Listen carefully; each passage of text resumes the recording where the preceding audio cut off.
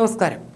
വയനാട് പുനരധിവാസ പദ്ധതിക്ക് മന്ത്രിസഭയുടെ അംഗീകാരം. പുനരധിവാസവുമായി ബന്ധപ്പെട്ട് തയ്യാറാക്കിയ മാസ്റ്റർ പ്ലാൻ കഴിഞ്ഞ മന്ത്രിസഭാ യോഗത്തിൽ ചീഫ് സെക്രട്ടറി അവതരിപ്പിച്ചിരുന്നു. ഇത് വിശദമായി ചർച്ച ചെയ്ത് പുനരധിവാസം എങ്ങനെ വേണമെന്ന കാര്യത്തിലാണ് ഇന്നത്തെ മന്ത്രിസഭാ യോഗം തീരുമാനത്തിലെത്തിയത്. ഇതിന്റെ വിശദാംശങ്ങൾ പുറത്തുവിടാൻ മുഖ്യമന്ത്രി പിണറായി വിജയൻ ഉച്ചയ്ക്ക് ശേഷം 3:30 വാർത്താ സമ്മേളനം വിളിച്ചിട്ടുണ്ട്. 750 കോടിയോളം രൂപ ചെലവിൽ 2 ടൗൺഷിപ്പുകളിലായി പുനരധിവാസത്തിനായിട്ടുള്ള വീടുകൾ പണിയുന്നതിനും അതിനുള്ള പ്രവർത്തനങ്ങൾ സമയബന്ധിതമായി മുന്നോട്ട് കൊണ്ടുപോകുന്നതിനുമുള്ള നടപടികളുമാണ് ഇന്നത്തെ മന്ത്രിസഭാ യോഗം ചർച്ച ചെയ്തത്. 1000 സ്ക്വയർ ഫീറ്റുള്ള ഒറ്റനില വീടുകളായിരിക്കും പദ്ധതിയുടെ ഭാഗമായി നിർമ്മിക്കുക എന്ന് കരട് മാസ്റ്റർ പ്ലാനിൽ പറഞ്ഞിട്ടുണ്ട്. പദ്ധതിയുടെ മേൽനോട്ടത്തിനും നടത്തിപ്പിനും ഓരോ ഏജൻസികളുണ്ടാവും. ഇതാരൊക്കെയാണെന്ന കാര്യത്തിൽ ഇന്നത്തെ മന്ത്രിസഭാ യോഗത്തിൽ തീരുമാനമായിട്ടുണ്ടെന്നാണ് റിപ്പോർട്ട്.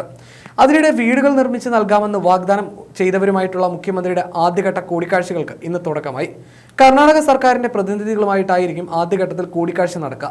50 വീടുകൾ നിർമ്മിച്ച് നൽകാമെന്ന് പറഞ്ഞവരുമായിട്ടാണ് ആദ്യഘട്ടത്തിലെ കൂടിക്കാഴ്ച. ഇതിനുശേഷമായിരിക്കും മറ്റുള്ളവരെ കാണുന്നത് എന്നാണ് റിപ്പോർട്ട്. പ്രതിപക്ഷ നേതാവ് ഉൾപ്പെടെയുള്ളവർ കൂടിക്കാഴ്ചയിൽ പങ്കെടുക്കും.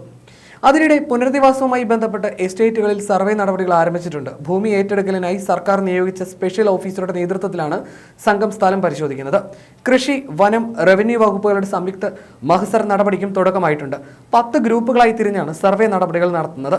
നേരത്തെ പുനരധിവാസത്തിനായി ഏറ്റെടുത്ത ഭൂമി ടൗൺഷിപ്പ് നിർമ്മിക്കാൻ സർക്കാരിന് ഏറ്റെടുക്കാമെന്ന് ഹൈക്കോടതി വിധിച്ചിരുന്നു. എസ്റ്റേറ്റ് ഉടമകളുടെ ഹർജി തള്ളിക്കൊണ്ടായിരുന്നു കോടതിയുടെ സുപ്രധാന വിധി. എസ്റ്റേറ്റ് ഭൂമികൾക്ക് നഷ്ടപരിഹാരം നൽകിക്കൊണ്ട് ഏറ്റെടുക്കാമെന്നായിരുന്നു ഹൈക്കോടതിയുടെ ഉത്തരവ്.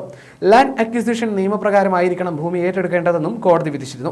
ഹാരിസൺ മലയാളം ലിമിറ്റഡ് എൽസ്റ്റണുമാണ് എസ്റ്റേറ്റ് ഏറ്റെടുക്കുന്നതിനെതിരെ ഹൈക്കോടതിയെ സമീപിച്ചത്. ഹൈക്കോടതി വിധി വന്നതിന് പിന്നാലെ പുനരധിവാസത്തിനായിട്ടുള്ള ടൗൺഷിപ്പുമായി ബന്ധപ്പെട്ട ഭൂമി ഏറ്റെടുക്കലിന്റെ സ്പെഷ്യൽ ഓഫീസറായി Malappuram LA deputy collector doctor JO അരുണിന് അധിക ചുമതല നൽകി സർക്കാർ ഉത്തരവായിരുന്നു.